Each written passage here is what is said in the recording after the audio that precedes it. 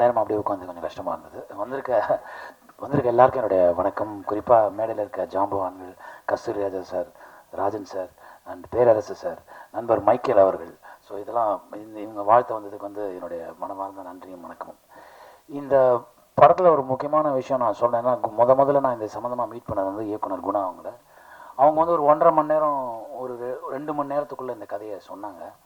கதையை கேட்டுகிட்டே வந்தேன். போக போக போக போக நல்லா இருக்குன்னு சொல்லிட்டு முடிச்சதுக்கப்புறம் அப்படியே உத்து பார்த்தேன். அவரை என்ன சார் பார்க்குறீங்க, எதுவுமே சொல்லலைன்னு கேட்டார். எப்படி இந்த கதையை நீங்கள் பண்ணீங்க, எப்படி உங்களுக்கு இது தோணுச்சு அப்படின்னு கேட்டேன். அப்போ சொன்னார், அந்த சில டேர்ம்ஸ் எல்லாம் யூஸ் பண்ணார், அதெல்லாம் பர்ஃபெக்டாக இருந்தது. மெடிக்கல் டேர்மாக இருக்கட்டும், இதெல்லாம் இருக்கட்டும். எங்கேருந்து இதை பிடிச்சிங்க? ஏன்னா அவரை நான் பார்க்கும்போது அவர் என்கிட்ட என்ன சொன்னார்னா, நான் சார் யார்கிட்டையுமே ஒரு ப்ராப்பர் அசிஸ்டண்ட்டாக நான் ஒர்க் பண்ணல சார், நான் ஜென்ரலாக அப்சர்வ் பண்ணி தான் சார் நான் டைரக்டராக போகிறேன் அப்படின்னார். பரவாயில்ல சார், இதில் என்ன இருக்குது, நீங்கள் பண்ணுங்கள், கதையை சொல்லுங்கள், அப்புறம் கேட்கலாம்னு சொன்னதுக்கப்புறம் தெரிஞ்சுது. அப்போ தான் சொன்னார், இந்த படத்தோட முக்கியமான கதை எங்களுக்கு எங்களை ப்ரொடியூசர் சார் தான் சொன்னாங்க. அவரோட கதை அவருடைய கதை, இதில் நான் ஸ்க்ரீன் ப்ளே தான் பண்ணியிருக்கேன் அப்படின்னு அவர் சொன்னார். நான் உடனே சொன்னேன், இந்த படம் பண்ணலாம் சார் அப்படின்னு. ஏன்னா அந்த அந்த கதையை அவ்வளோ சாதாரணமாக சொல்லிட முடியாது. அந்த கதையை அப்படி யோசிக்கிறதும் ஒரு கஷ்டமான விஷயம். பைப்போலார் டிஸார்டருங்கிறது ஆக்சுவலாக எல்லாருக்குள்ளேயுமே இருக்குது. அது ஆழ் மனசில் போய் உங்களை சிதைக்கும் போது உங்களுடைய வெளிப்பாடு உங்களுக்கு என்ன நடக்குதுன்னு உங்களுக்கு தெரியாது. அது என்ன ஆகும், எப்படி கடத்தும் ஒரு மனிதனை, எந்த இடத்துக்கு கடத்தும் ஒரு விஷயம் இருக்குது. அது எதில் வேணாலும் வரலாம். உதாரணத்துக்கு இந்த படம் ஷூட்டிங் நடக்கும்போது குணா அவர்களுக்கு ரொம்பவே உடம்பு சரியில்லாமல் போச்சு. பட் அவர் அதையும் மீறி லொக்கேஷனில் இருந்து தனக்கு உடம்பு சரியில்லை, அப்படி ஷூட்டிங் பண்ணிகிட்டே இருந்தார். நான் கூட கேட்டேன், வேணா ஒரு வாரம் பிரேக் எடுத்துக்கோங்க, நீங்கள் வேறு ஏதாவது பிரச்சனை வந்துட போகுது, நீங்கள் டாக்டர் ஒரு தடவை பார்த்துங்கன்னார். அப்புறமா ஒரு 4-5 நாள் பிரேக் எடுத்துக்கிட்டு அவருடைய இன்னொரு நண்பர் அந்த போர்ஷன்ஸ் டைரக்ட் பண்ணாங்க. ஸோ நான் பார்க்கும்போது எனக்கு இந்த கதையை கேட்டோன்னா தான் ஞாபகம் வந்தது. அந்த பைப்போலார் டிசீஸ் அப்படிங்கிறது மட்டும் இல்லை, இப்படி நம்மளுக்குள்ள ஒரு மனச்சிதைவு ஏற்படுற எல்லாமே ஒரு ரிஸ்கான விஷயம்தான். அவர் அது நான் என்னால் ஷூட்டிங் நின்றுமோ அப்படிங்கிற பயத்தில் உருவானது தான் அவருக்கு. அது தனக்குத்தானே அந்த இதை டெவலப் பண்ணிக்கிட்டாரு. ஸோ முக்கியமான விஷயம் இந்த கதை. ஏன்னா இது சொசைட்டியில் இப்படி ஒரு ப்ராப்ளம் இருக்குங்கிறது நிறைய பேருக்கு தெரியாது. ஒரு காலத்தில் சில மலையாள படங்களில் தான் நான் அந்த மாதிரி பார்த்துருக்கேன். அப்படி இந்த மாதிரி விஷயத்தை ஹேண்டில் பண்ணது கொஞ்சம் ரொம்ப நாளைக்கு முன்னாடி ரொம்ப லைட்டாக ஹேண்டில் பண்ணியிருப்பாங்க. மனசுக்குள் மத்தாப்புன்னு ஒரு படம். பட் இதோட கோர் டீட்டெயிலை சொல்லும். இது சொசைட்டிக்கு மிக முக்கியமான தேவையான ஒரு விஷயம். ப்ரொடியூசர் செந்தில்வேலன் சார் இன்னும் 5-6 கதைகள் வச்சுங்க சார், எல்லா கதையிலையுமே நடிக்கிறேன் சார், கவலைப்படாதீங்க சார். அதே மாதிரி பேரரசு சார் கண்டிப்பாக நான் சினிமாட்டோகிராஃபி பண்ணிடுறேன் சார், 2025 பண்ணுறேன் சார். நான் ஒரு நல்ல கதைக்காக வெயிட் பண்ணிட்டுருக்கேன் சார்.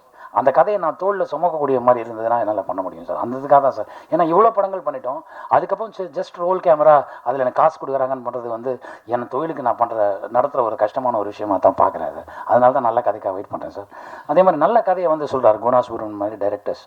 அது நான் எப்படி வேண்டான்னு சொல்கிறதுன்னு எனக்கு தெரியவே இல்லை. அஃப்கோர்ஸ் நான் ஒரு போலீஸ் ஆஃபீஸர் தான், இதுக்கு முன்னாடி போலீஸ் ஆஃபீஸராக பண்ணியிருக்கேன். பட் இந்த போலீஸ் ஆஃபீஸர்கிட்ட ஒரு இம்பார்ட்டண்ட்டான ஒரு விஷயத்தை சொல்லி அந்த விஷயத்தை கடத்துறாரு பாருங்க, அது எனக்கு ரொம்ப பிடிச்சிருந்தது. குணா அவர்கிட்ட எனக்கு பிடிச்ச விஷயமா அவருடைய தமிழ். குணா ஆக்சுவலாக மல்டி டேலண்டட் பர்சன். அவரால் பார்த்து அவங்கள படம் வரைய முடியும். அவர் ஒரு நல்ல டான்ஸர், அவருக்கு நல்ல இசை அறிவு இருக்குது, நல்ல பாடல்களை மென்ஷன் பண்ணி சொல்லுவார். சில நேரத்தில் சீனாக இருக்கும்போது இந்த பர்டிகுலர் சீனில் எனக்கு இப்படி ஒரு விஷயம் நடந்தால் நல்லாயிருக்கும் சார் அப்படின்னு அவரே யோசித்து சொல்லுவார். அதை நம்ம கம்பேர் பண்ணி பார்க்கும்போது நீங்கள் நினைக்கிற மாதிரி இது வந்துருமா சார் நான் கேட்டிருக்கேன். அவ்வளோ ஒரு சென்சிபிளான பர்சன். அதோடு இல்லாமல் என் கூட நடித்த நண்பர்கள் ருசோ, நிஷாந்த் ருசோ ஆக்சுவலாக இந்த படத்தை பொறுத்த வரைக்கும் இந்த படத்தில் கதாநாயகனே கிடையாது சார். இந்த கதையை தான் இந்த படத்துடைய கதாநாயகன். அதில் முக்கியமான விஷயம் என்னென்னா எல்லாமே கதாபாத்திரங்கள் தான் சார். அவரோட அந்த ரோலை எனக்கு கொடுத்துருந்தாருன்னா தெரிச்சு ஓடிட்டு இருப்பேன், நான் வரவே இல்லை இந்த விளையாட்டுக்குன்னு. அவ்வளோ அருமையாக பண்ணியிருந்தார் அந்த ரோலை. அதை பண்ணுறது ரொம்ப கஷ்டம்.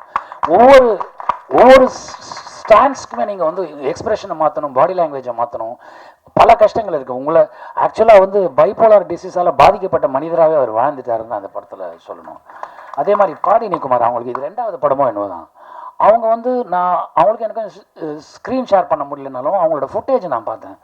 எப்படி இவ்வளோ ஃபாஸ்ட்டாக பண்ணாங்க, எவ்வளோ டைம் எடுத்து டேரக்டர் கிடையாது, ஒரு எத்தனை டேக்குன்னு இல்லை சார், ஒரே டேக்கில் முடிச்சிட்டாங்க சார் அவங்க எல்லாத்தையும். அவ்வளோ அருமையாக பண்ணியிருந்தாங்க. 2வது அவங்க தமிழ் ரொம்ப அருமையான தமிழ். இந்த பாடினா என்ன, நிறைய பேருக்கு காக்கை பாடினியான்னு கேள்விப்பட்டிருக்கீங்க இல்லையா, அந்த பாடினி தான் அவங்க, அப்படி வச்சுக்கிங்களேன் நீங்கள்.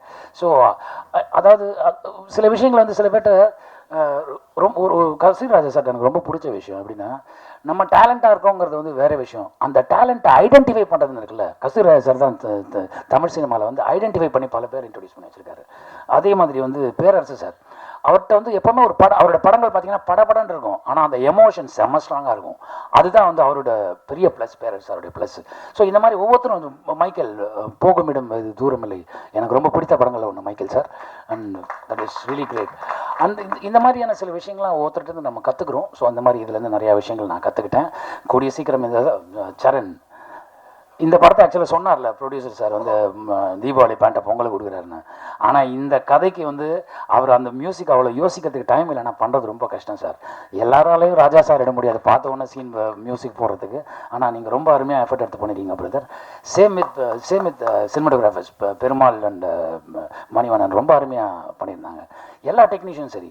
அண்ட் முக்கியமான விஷயம் மேடம் சுகுணா மேடம் வந்து அவங்க வந்து ஆஸ் அன் எக்ஸிக்யூட்டிவ் ப்ரொடியூசராக அவங்களுக்கு சினிமா வந்து தூரம் இருந்து பார்க்குறாங்கன்னு நினச்சேன். ஆக்சுவலாக ரொம்ப சீக்கிரமே அவங்க அதை கற்றுக்கிட்டாங்க.